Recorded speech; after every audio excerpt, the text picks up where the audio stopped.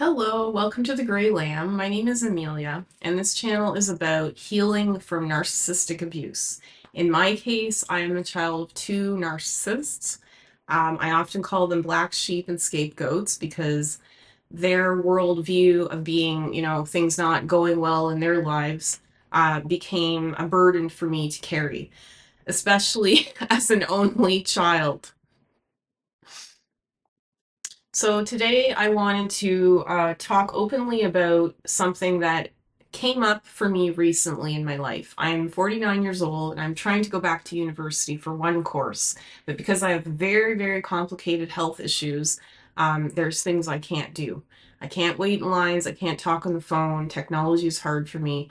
So during the process of re-enrolling in school, I had a memory that was very disturbing. So in high school, my life was so messed up. There was no effing way I was going to consider going to university. I worked in retail in my early 20s and decided I didn't want to continue that as a career. I'm an intellectual and an artist. So around age 22, 23, I realized that if I waited one more year until I turned 24, I could apply as a mature student, meaning I would not need to have a stellar high school diploma to get into university. So that is what I did, and I did get into university. During the time that I was preparing to go to university, I was also looking for an apartment. Unfortunately, I found myself staying with my mother at her apartment at the time.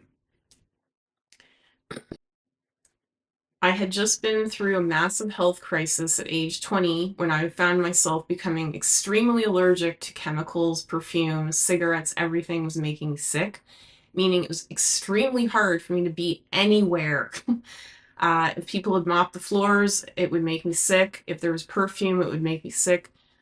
So I was really struggling, and especially with an apartment. So during those last few weeks of the summer while I was preparing to go to school, I had a conflict with my mother.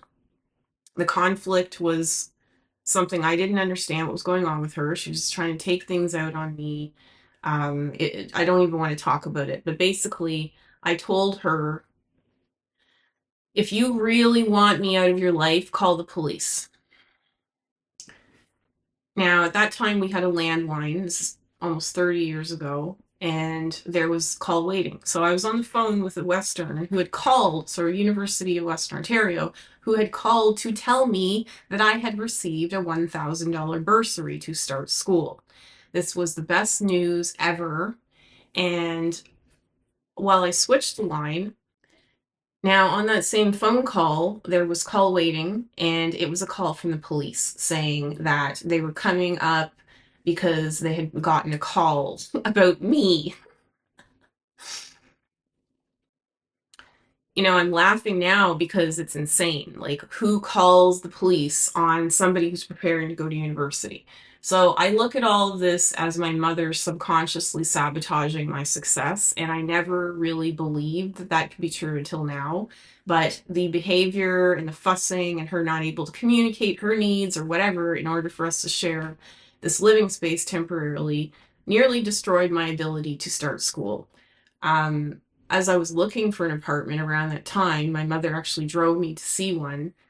Her behavior was becoming so erratic and insane that I told her at one point, I said, pull over the car. So she pulled over.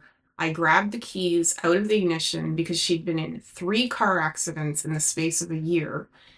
And I told her that her behavior was destroying my life. Like, I'm trying to go to university. I'm trying to get into an apartment. I didn't ask her for money. I didn't take anything from her.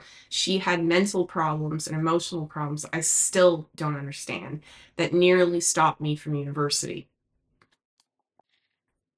So the police came in and they attempted to sort of negotiate between us, and they were actually quite nice. And I walked out with them, and one of them tried to take me out for a drink. Anyway, the police were not abusive or threatening for that was a good thing, I guess.